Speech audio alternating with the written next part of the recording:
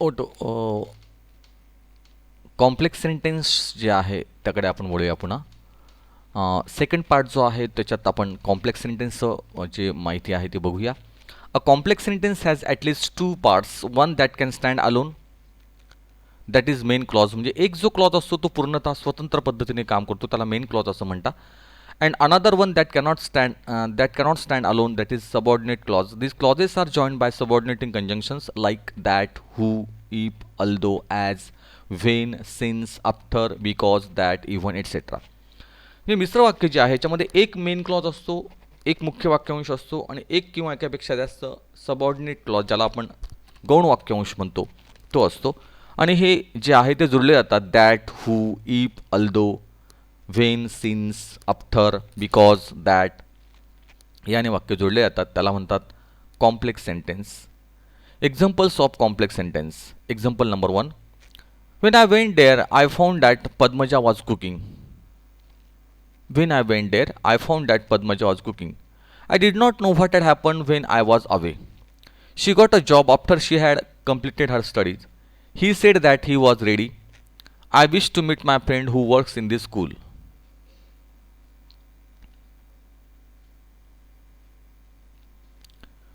Since my boyfriend and I wanted to have fun, we went to San Juan yesterday. तर या ठिकाणी नीट बघितलं आपण तर we went to San Juan yesterday हा जो पार्ट आहे तो we went to San Juan yesterday हे आहे मेन क्लॉज. याच्यात हा सब्जेक्ट आहे. This part is called as predicate. हे आहे subordinating conjunction. Since we wanted to have fun. Part that cannot stand alone हा आहे तुमचा सबऑर्डिनेट क्लॉज. आणि सबऑर्डिनेटिंग कंजंक्शन सिन्सने ते वाक्य जोडलं गेलेलं आहे. Subject predicate, even though. Subject predicate. Bob is popular even though he is ugly. तर the most common subordinating conjunctions are after, although, as, because, before, how, if, once, since, than, that, though, till, until, when, where, whether and while. Subordinating conjunction जी आहे त्याची यादी दिलेली आहे या ठिकाणी. Bob is popular even though he is ugly. Clause 1 independent clause and clause 2 dependent clause.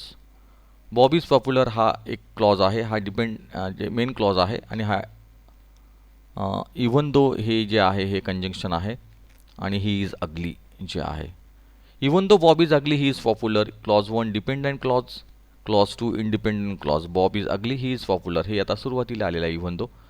So if the following sentences are simple, compound and complex. आता थोडंसं आपण मागे जाऊया आणि हे वाक्य जे आपले आहेत ते पुन्हा एकदा बघूया. When I went there, I found that Padmaja was cooking. Now look sentence number 1. When I went there, I found that Padmaja was cooking. आता तुम्ही कसं म्हणणार की ह्याच्यात now you can identify which clause is main clause and which is subordinate clause. तर आपण नीट बघितलं तर ह्या ठिकाणी एक क्लॉज जो आहे हा I found that Padmaja was cooking हा पूर्णतः इंडिपेंडेंट आहे, याला मेन क्लॉज म्हणता येईल. आणि हा जोडला गेलेला आहे व्हेनने. When I went there. When I went there तर हे जोडलं गेलेलं आहे व्हेनने. When I went there I found that Padmaja was cooking. तर अशा पद्धतीने हा मेन क्लॉज आहे, हा सबऑर्डिनेट क्लॉज आहे आणि हा जोडला गेलेला आहे व्हेनने. I did not know what had happen when I was away. हे सुद्धा याच्यामध्ये I did not know what had happen हा आहे मेन क्लॉज आणि आय वॉज अवे हा आहे सबऑर्डिनेट क्लॉज, तो जोडला गेला आहे व्हेनने. She got a job after she had completed her studies. She got a job हा आहे main clause. She had completed her studies हा आहे तुमचा सबऑर्डिनेट क्लॉज आणि तो आफ्टरने जोडला गेलेला आहे subordinating conjunction. He said that he was ready. याच्यामध्ये त्या ठिकाणी ही वॉज रेडी हा आहे तुमचा मेन क्लॉज आणि ही सेड हा आहे सबऑर्डिनेट क्लॉज दॅटने जोडला गेलेला आहे. I wish to meet my friend who works in this school. I wish to meet my friend हा आहे तुमचा मेन क्लॉज आणि हूने वाक्य जोडलं गेलेलं आहे. वर्क्स इन दिस स्कूल हा आहे सबऑर्डिनेट क्लॉज. या पद्धतीने मेन क्लॉज सबऑर्डिनेट क्लॉज जोडला जातो सबऑर्डिनेटिंग कंजंक्शनने. याला म्हणतात कॉम्प्लेक्स सेंटेन्स. या पद्धतीने आपण ते पूर्ण केलं होतं. आता आपण काही एक्झाम्पल जे आहेत ते एक्झरसाइज बघूया. The bell rang.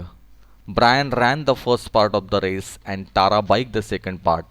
He stands at the bottom of the cliff while the climber moves up the rock.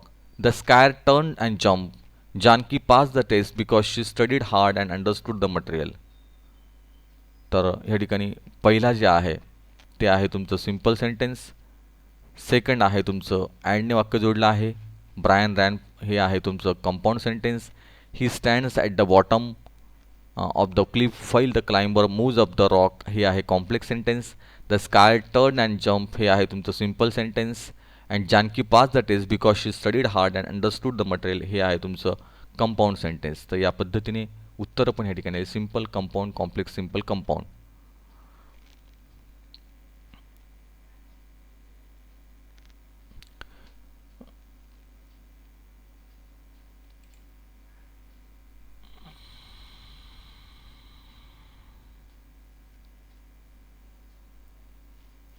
Mary went to the park, but John stayed at home.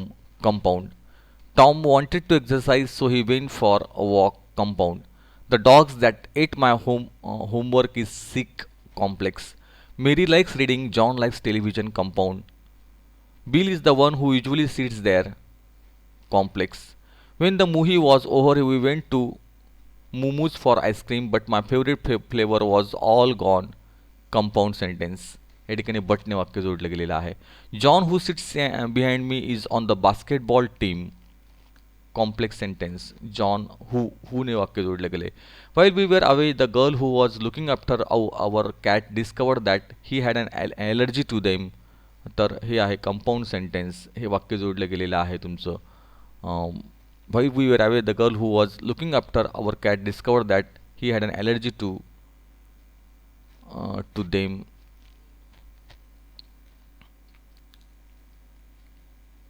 दॅटने वाक्य जोडलं गेलेलं आहे. You can study now or pray later. Simple.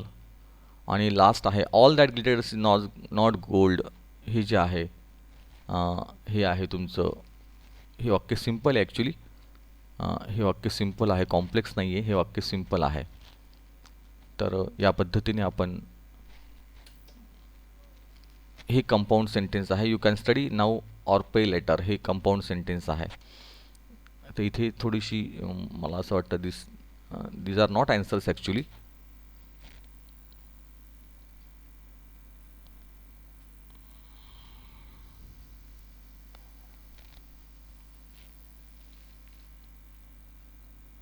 Okay, in this way we have finished the topic.